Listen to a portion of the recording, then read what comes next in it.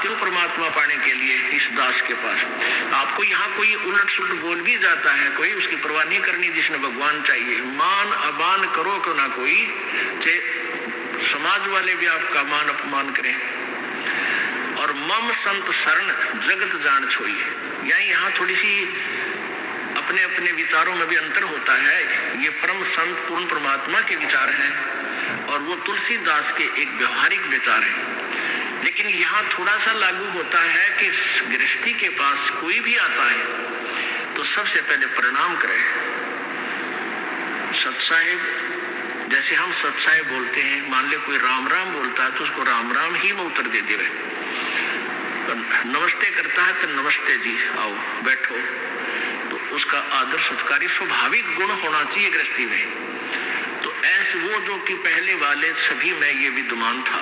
तो राजा जनक खड़े हो गए सिंहासन छोड़कर, जब एक ऋषि जी उनके द्वार पर आए, साधु वेशभूषा वाले, और अलग से एक गद्दा तख्त सूचा साफ तक बना रखे, क्योंकि ऋषि लोग आते जाते रहते थे संतों के पास, राजाओं के पास, तो उनके लिए अलग आसन बनवा रखे थे। अच्छे कपड़े स्वच्छ धोकर रखा करते थे।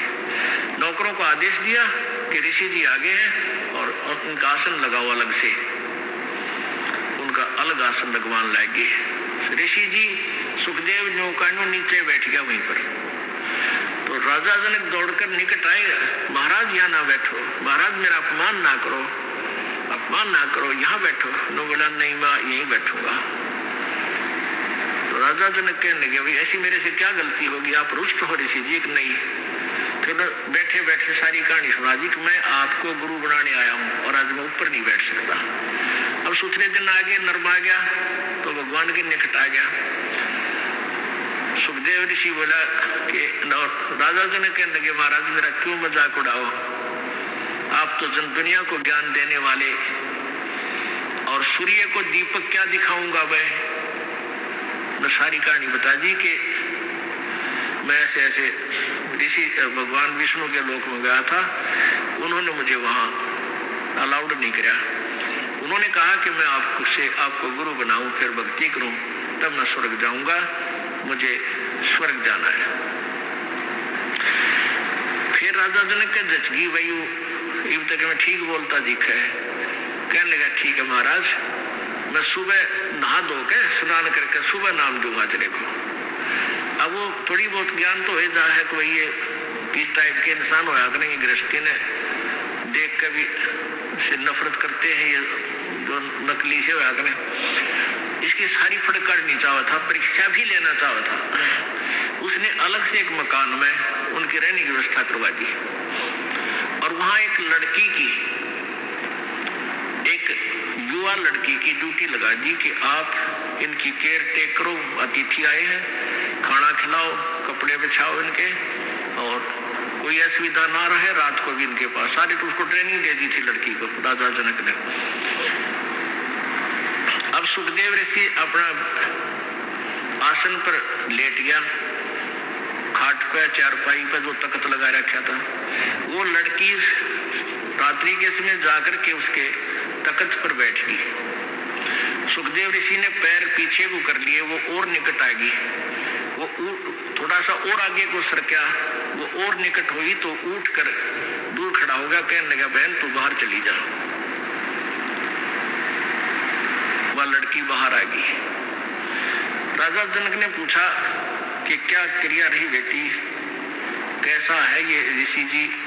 ने बोले जी ऋषि जी पक्का है, ऐसे ऐसे मैं बेड पर बैठी आपके आदेश अनुसार, तो इसने सारी ऐसे ऐसी क्रिया बताई। खड़ा हो गया और बाद में बोला बेटी बहन बाहर चली जा। तो बोला ठीक है। अब क्या हुआ कि उसका नीचे बिछा दिया कपड़ा, जैसे दरी वरी जो बिछा, वो बैठ गया भगत की तरह और कहने लगे बैठ जा ऋषि जी, अब मैं तुझे उपदेश दूंगा, पहले मैं नहा लूं, स्नान कर लेता हूँ। अब गरीबदास जी ने अपनी वाणी में लिखा है कि राजा जनक के हजारों की संख्या में रानियां थी, पत्नी थी। उनमें से एक पटरानी होती है, जो सबसे पहले जो शादी की जाती है उसको पटरानी बोलते हैं, मुख्य पत्नी। बड़ी सुशील, अच्छी भक्ति करने वाली, साध्वी टाइप थी, उसको कहा राजा जनक ने कि मैं नहाऊंगा, और पानी गर्म करा, बता दिया था सारा, उसको ट्रेनिंग दे दी थी।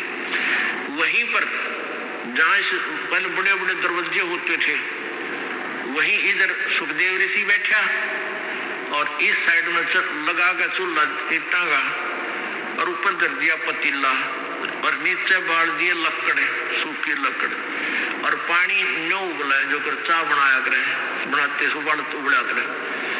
और राजा जनक का वही साथ में नहाने के लिए पाटड़ा डाल दिया, और राजा जनक वहां नहाने के लिए विराजमान हो गया, धोती बांध के। और वो रानी जो पटरानी थी उसकी, वो लोटा भरे उस उबलते जल में थे, चूल्हे वाले पन्नों का पतीला ऊपर रखा है, और राजा जनक की चोटी में घेरा रास गेला नुआवे, और वो पानी राजा जनक पर डाला रानी तो, और सुखदेव नो है जलेगा भी, अब वो पानी उस पर गिरा, सुखदेव पीछे नो है। अब राजा जनक देख रहा ऋषि जी की कैरियर सलोरी है। राजा बिहन से दे जब तारी, और हमें स्नान करावे नारी। राजा हंसा, और जो उपड़ू है ना, तो राजा ने कहा कि सुखदेव ऋषि आप एक बार व्यास के बेटे, तो अपने आप को ऋषि मान्य फिरा था, बाल ब्रह्मचारी कहा था, और हम तो गृहस्थी हैं। और आज जो मेरे नहाने के बाद जो पानी गटर में जा रहा है, जो नाली के अंदर से पानी बह रहा है, तो इसमें हाथ दे दे व्यास के बेटा, जब जानो तो किसा भगत है, अपने आप में ऋषि बना फिरा था। वो निकट आया, नो बोला मैं ना दूं, मेरी तो सारी उंगली जल जाए, इतना गर्म आई हो। मैं इस नहाने के बाद जो जल जाता है वो 50% कम हो जाता है गर्म, और उसके बाद भी नो कहे मैं ना दूं, मैं सारा जल जाऊं, दूर बैठ गया जाके। तब राजा भी हंसा, जोरता हंसा, और ताली बजाई, नो अछड़ी पीटी, और हमें स्नान करावे नारी। तू इतनी दूर से जड़ना हो रहा नवावे, जिसने तू एक हे मान रहा था अपनी दृष्टि में, औरत तो देखनी भी नहीं, शकल भी नहीं देखनी, अरिया तेरे से अच्छी भक्ति करे, इसके हाथ भी ना जलते। और ऐसा योग कमाया पूता, बेटा योग के इतने भक्ति करी, के साधना की, और क्या हुआ जो इंद्री थूता।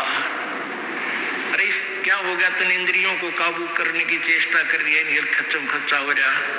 इंद्री कर्म लगाओ किसके, जैसे जिव्या लेप नहीं मधुरस के। हालांकि इस इंद्रिया का के दोष है भाई, इन तो रोके बैठा, अब जीव के शहद लगा दे, 1 सेकंड में टेस्ट करके नीचे कर देगी, जीव का निशान भी ना पाओ मत होगा। तो इंद्रिया का कर्म नहीं लगे, तेरे मन के कर्म लगेंगे, और मन में दोष आए बिना रह नहीं सकता बेटा, ते तो कितनी बात बना दे। जान गया मन तो दुष्ट है, तो 1 मिनट में करा के बूंदी सोच जा, फिर सेकंड में कुछ और सोच ले। तो कहते हैं इंद्री कर्म लगाओगे किसके, जिव्या लेप नहीं मधुरस के। काफी ज्ञान दिया, फिर समझाया उसको। फिर क्या बताया कि रात्रि के समय ये लड़की तेरे बेड पर बैठी, और तेरी क्या सतीक्षी थी,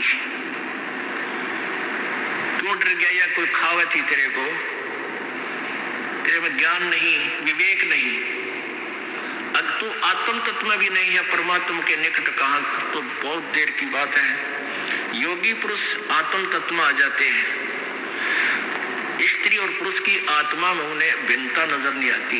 अगर तू थोड़ा बहुत आत्म तत्व में भी आ रहा होता, तो भी तेरे अंदर ये शुक्र पैदा ना होती, और बैठ जाता, कहता जा बेटी बैठ, आओ भाई बैठो, बात परमात्मा की चर्चा शुरू करता, उसको ज्ञान सुनाने लग जाता। आप पे दोष खत्म था, तेरे अंदर दोष था, इसलिए तू सुखदायिष्ट है।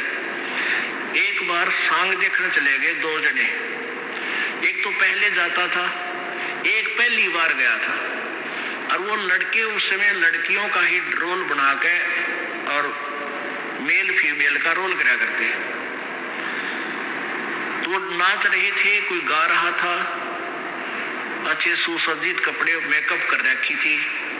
तो पहली बार जो लड़का गया था वो लोग कहे दूसरे देख के सुंदर लड़की, देख की सब बढ़िया नाच है, वो दूसरा बोला लड़की को ना, यो लड़का है, उसका ना जचिया बात है ना, तो नहीं बेरा।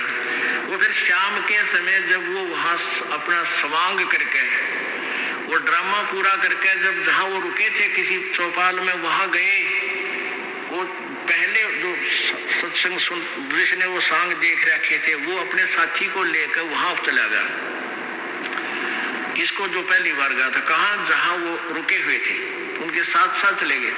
उन बच्चों ने जाते ही वो सारा मेकअप उतार कर, कपड़े निकाल कर न्यारे न्यारे टाइम दिए, और वो लड़के नो के नो कच्चे कच्चे में खड़े।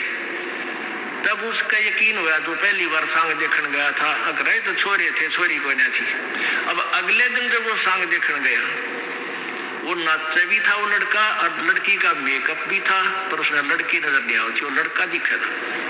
तो ऐसे ही जब आत्मज्ञान में भी होता सुखदेव, तनिया लड़की नहीं दिखा, तो ड्रामा कर रहा था, बेटा अपना कल्याण करा ले। बोलो सतगुरुदेव।